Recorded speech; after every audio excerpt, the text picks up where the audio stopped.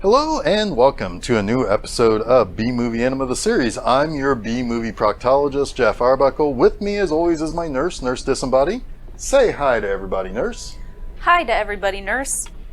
Oh, ha, ha. So, hey, we have a treat this week. Last week we watched The Night of the Strangler, which, it wasn't just one night. It didn't really have a strangler, really, but it was sort of billed as a blaxploitation film, and it was sold to markets in cities like Chicago with the title, Is the Father Black Enough? So if you want to know more about it and you haven't watched that movie, get over there and watch it. Yeah, what are you doing? Watch that movie. Go, go. Whoa, wait. We've got business here. They can go back and watch that movie whenever they want, but, not now. Let's talk about this week's movie first. Okay.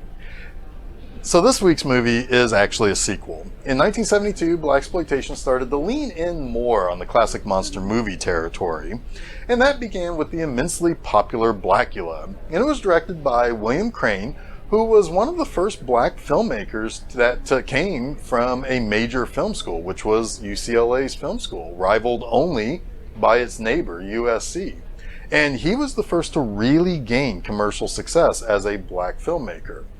Now, this movie starred William Marshall, who we'll talk a little bit more about in the second segment of the show, but Marshall was not specifically a black Dracula. He actually played a prince of a Nigerian Ibani African nation, and he was named Mamuwalde. He went to Transylvania to try to recruit Count Dracula into an effort to suppress the slave trade. And Dracula was like, nah, dude, how about if I just enslave your wife instead, nerd? So Mamuwalde gets bitten by Dracula, and Dracula dubs him Blacula, and then basically nails him into a coffin and imprisons the prince's wife until she starves to death. Now, Mamuwalde awakens 200 years later or so, and then finds a woman who looks just like his long-dead wife. So he, goes around following this woman because he thinks it's his reincarnated wife. I know you want to say it. Yes, I do. Look, everyone, William Marshall has a very distinct voice. And he says his wife's name in a way in Blacula that Jeff just finds hilarious. And once he starts saying it, he cannot stop. Yeah, that's right, but it's a good impersonation. It's basically the only good impersonation I can do. Fine, just do it. Luva! Her name was Luva! God, I love saying that. Luva! Come on, hurry up. This movie is a few minutes longer than our usual ones. Get with the setup. Yes, sorry. So anyway, Blacula finds this girl named Tina, who is basically the reincarnation of Luva. And he is successful in turning Tina and plans to live for eternity with her, but, well, I'll be damned if her friend and sister isn't a fan of this, and it kind of ends sadly. Tina is legit killed with this old stake through the heart trick. And having to realize that he will be living on again without Luva by his side, Blacula kills himself by walking into the sunlight and melting all gross-like. Ew. Yep, that's right. So it's a really, really very good movie. It's a good Dracula movie. It's not trying to retell the story of Dracula, but it tries to capture the love story element of Dracula movies. It's a very solidly made and acted movie.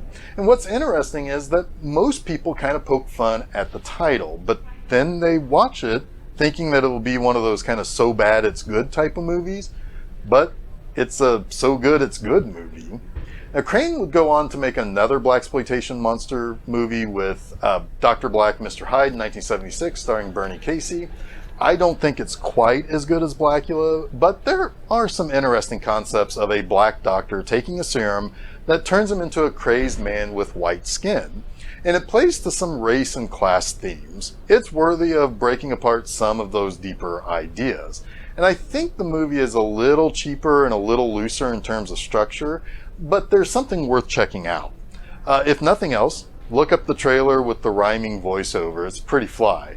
But here, We're not talking about Blacula or Dr. Black, Mr. Hyde. We're talking about the 1973 sequel to Blacula, Scream, Blacula, Scream. William Marshall is back, but that's basically it. While 2 of the 3 writers of Blacula are back, and the producer Joseph T. Nahr, this film is directed by Bob Keljan, who we actually see in a later movie this season when we get around to the psychedelic counterculture flick Psych Out. Keljan was a white guy, and I'm guessing that he was kind of a hired hand to make this movie and was friends with the others making it. But this is a movie that gets mostly talked about because of who is in it and being a sequel to a popular blaxploitation monster movie more than anything else. Anyway, as Nurse Disembodied said, this is a tad longer of a movie than we normally cover, so we probably should get into the business. And we're going to get things started. And when we come back, I'll talk a little bit more about Scream, Blacula, Scream, the stars in the movie, in particular, William Marshall and the great Pam Grier. So, let's get to it. What do you say, Luva? That's not going to get old at all. Never does. Alright, so we're off and running with Scream, Blacula, Scream. So let's talk about our 2 primary stars of this movie. And I think we kind of have to start with William Marshall. After all, he is Blacula. That probably makes the most sense. Luva. It's so funny no matter who says it. Whether it's you or me, just saying it in Marshall's tone is just fucking hilarious. It is fun too, you're right. Luva. Luva. See, I told you. I also like saying Mama Walde. Mama Walde. Mama Walde. Mama Walde. Hey, yeah, that's fun too. Mama Walde. Mama Walde. So anyway, Marshall was born in 1924 in Gary, Indiana, and he was very tall and an imposing man with that deep bass voice. And he started off on Broadway in the 40s. And at one point, he actually understudied Boris Karloff as Captain Hook in a production of Peter Pan. He was in plays in the US and Europe and did all sorts of Shakespeare and even operas, and he was quite a talented actor. However, starting in the 60s, he would have 3 consecutive decades of notoriety in 3 different ways. First, in the 60s, he played a key figure in, what else? Star Trek. He was Dr. Richard Daystrom, who created the computer systems that are used on the ships, but also an ultimate computer that would end up utterly wiping out 3 Federation starships in a battle simulation that turned deadly. Daystrom would end up becoming a name we'd hear for the rest of Star Trek history. God, you are right. It so easily goes back to Star Trek almost every time. I told you. Now, I don't think you have to dig far in any of these goddamn movies before you find a connection to Star Trek. And after that guest role on a very popular and well-liked episode, he then got roles in blaxploitation flicks. Of course, most notably as Blacula. However, he was also in 1971's Honky, about an interracial teenage couple, and another blaxploitation horror film called Abby. Now, Blacula and Abby were covered on the site in the past, but Abby was probably best known as one of the many Exorcist clones that came out in the mid-70s. Now, the funny thing about Marshall, though, was that he didn't really have to resort to the blaxploitation films of the era, but he happened to be in one of the most popular and best-known ones. Then, in the 80s, he was introduced to a whole new audience as the king of cartoons on Pee-wee's Playhouse. Every Saturday morning, he came equipped to show some old cartoons. That's what I remember him as. Yep, and it was my first introduction to Marshall that I can truly recognize, despite probably having seen that episode of Star Trek at an earlier age. Now, Marshall was a fantastic actor, and he had even taught classes at UC Irvine. And when he passed away in 2003 from complications from diabetes and Alzheimer's, he was eulogized by the likes of Sidney Poitier and Paul Winfield, among others, and he was a big deal. And I think it's safe to say that he isn't just a significant black actor, he was a significant actor who probably deserved more notoriety while he was still alive. And of course, the other big heavy hitter in this movie is the badass, fine-looking lady that is Pam Grier. Hell yeah. So, Pam Grier. Where do I begin? Well, she made her film debut in 1970 at the age of 21 in Russ Meyer's Beyond the Valley of the Dolls, in a party scene in the movie. However, it's the next year where she really started making waves.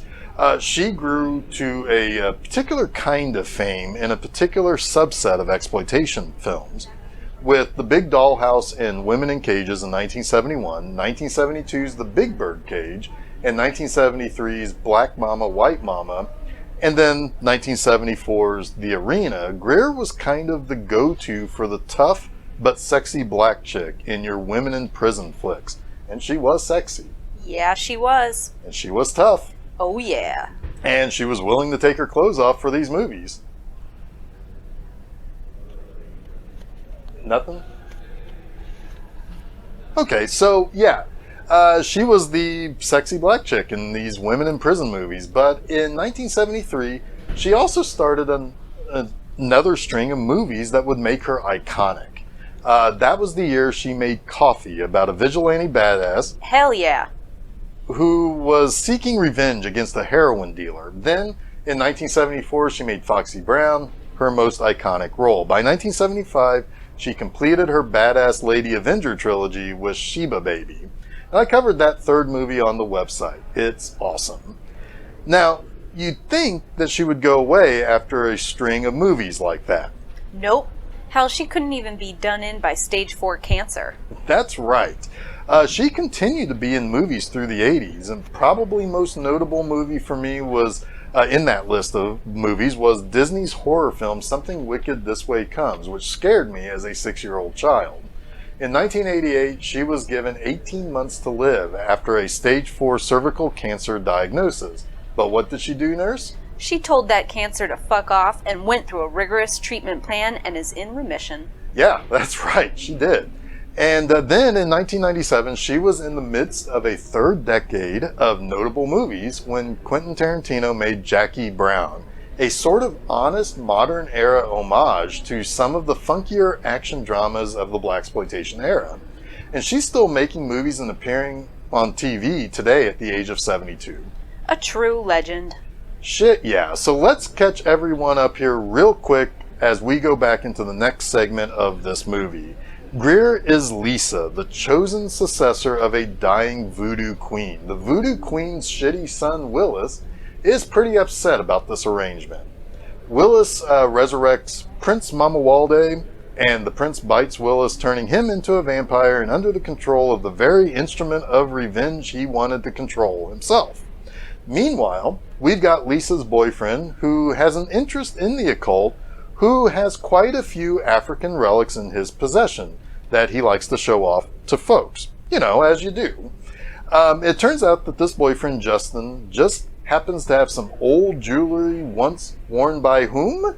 Luva. Luva, yes. So we do get mention of the dearly departed Luva in this movie.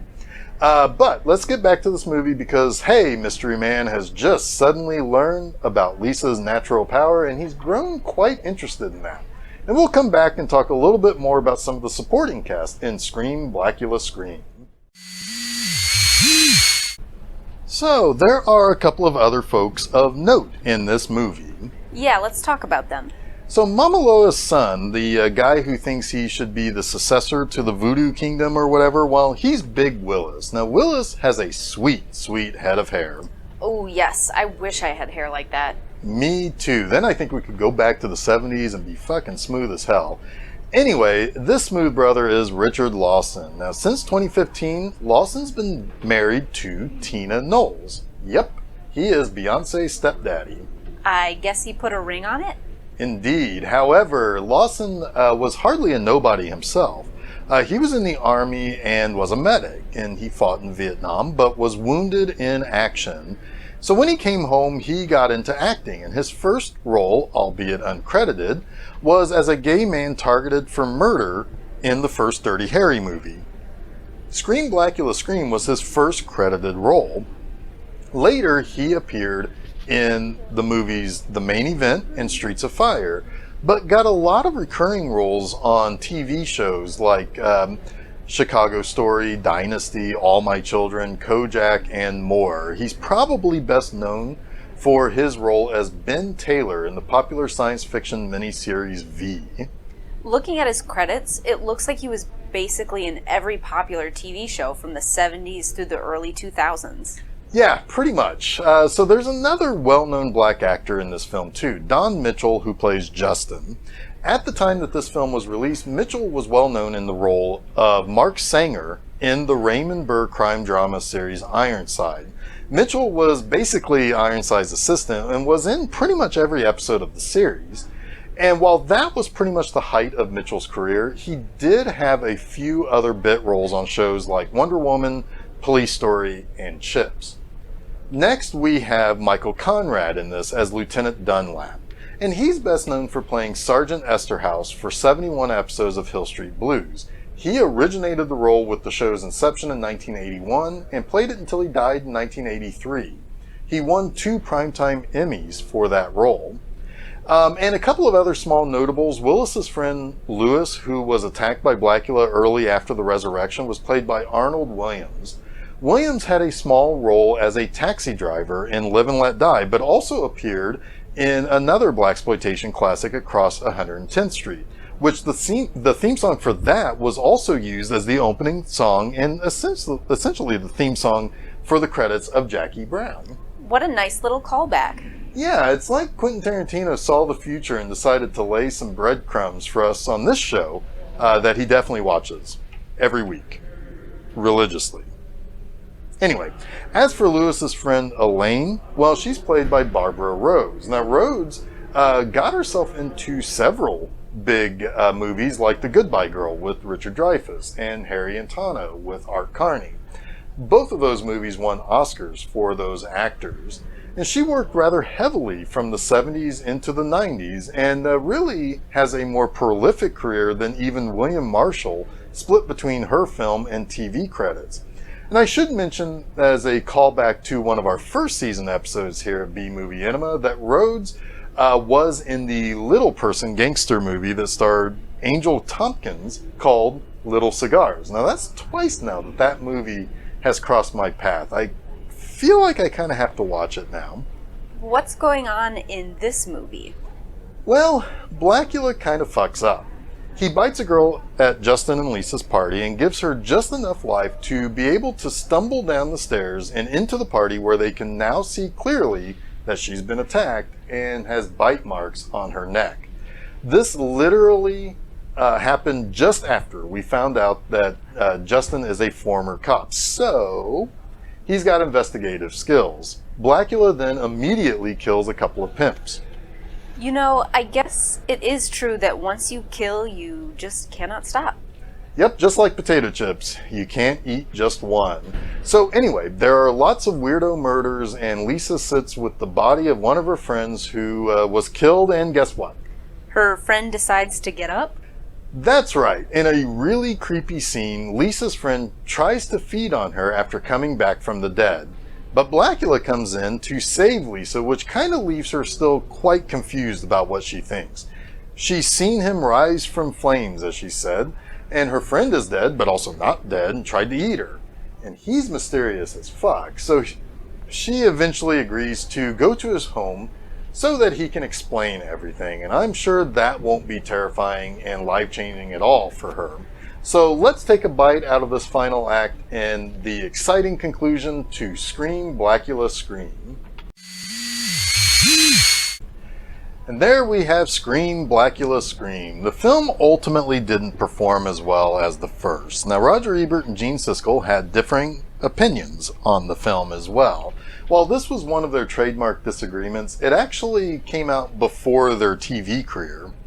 Ebert, giving it only 1.5 stars out of 4, felt the film looked shoddy and rushed. Meanwhile, Siskel felt the sequel was better than the original and gave it 3.5 stars out of 4. And it's kind of peculiar to find Siskel being the one that to kind of stand up for something that I like. Honestly, I would say that quite a few other notable critics of the time also seemed to agree with Siskel. While there were a few that agreed with Ebert, this movie seemed to please some who you'd think would kind of turn their noses up at that. But the idiocy of reviews came from the Medved brothers, Michael and Harry. In their 1980 book, The Golden Turkey Awards, they said Scream, Blacula, Scream was the worst blaxploitation movie of all time. What? No way. Yeah, I'm guessing that they didn't see Blackenstein. Now, while Blackenstein's movie is perfectly fun and whatever, it's poorly made and felt very rushed and cobbled together on a tight budget. But here's the kicker.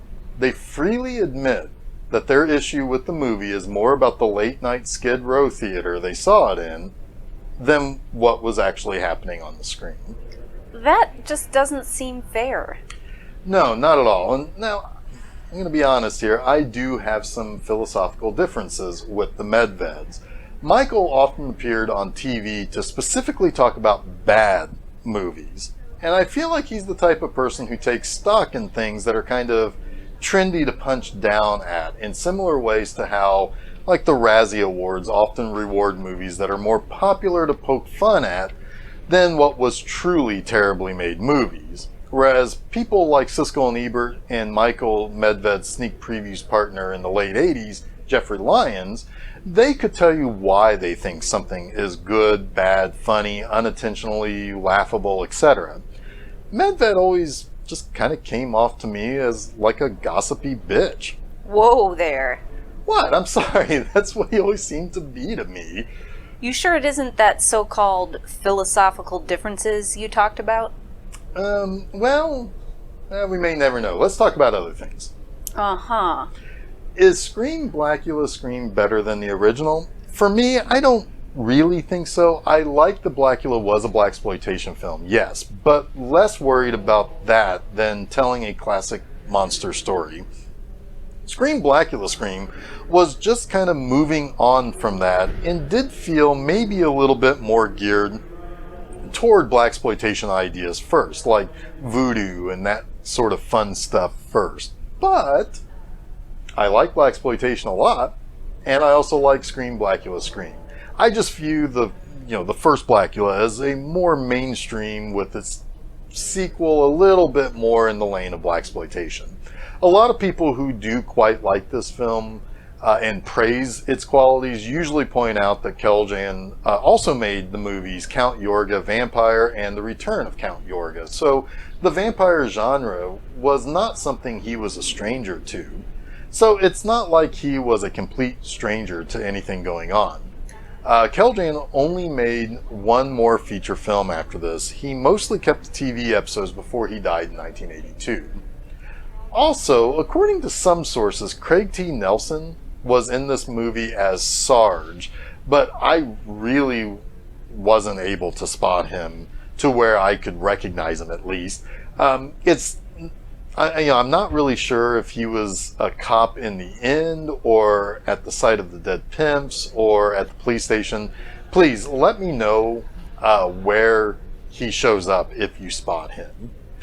As for a final stamp on the Blacula saga, if this movie was up your alley, then you'll like the first film in the duology. If you like that one, I would suspect that you quite enjoyed this one too. Anyway, we are solidly in the month of October now, and we continue our march toward our Halloween episode when we return with next week's movie. I was wondering if you were going to talk about the spooky month. Yeah, well, the last 2 weeks worth of movies weren't so much spooky horror movies with monsters or anything like that, like this week at least, so I kind of held off, I guess. But next week, we are squarely into the Halloween spirit. This week we had Blaculas, next week we have demons. Yep. Come back next week to watch Allison's Birthday, which is about a girl who is targeted to have her soul transferred to the body of an old crone. Indeed, we have demons, witches, seances, and birthday cake next week. Now, in the meantime, do that thing that you do with the voodoo of telling people where the B-Movie Enema stuffs can be found. You can find all of Jeff's writings at www.bmovieenema.com. He posts new text articles each and every Friday morning. You can also find episodes of this show, B-Movie Enema the series, on the website as well as on YouTube. Subscribe to him there to be caught up on all the episodes, as well as to see clips from other movies he uses in his articles. You can also follow B-Movie Enema on Facebook and Twitter. Just search for him on those sites. You can find this show on OtherWorlds TV, and if you have Roku, add that channel for free and check out all the obscure movies on that channel, as well as the other hosts that play there on the weekends. Sweet sassy molassy, that sounds good, nurse. Alright everyone, I guess we'll be seeing you back here next week on B-Movie Enema. On behalf of Nurse Disembody, I'm Jeff Arbuckle, and we're out of here. Okay. Take a look at some of this. Oh, nurse, did you look over this new patient, Benjamin Louis Acula? That's an odd name. I sure did. B.L. Acula. Blacula. Mamawalde. Luva!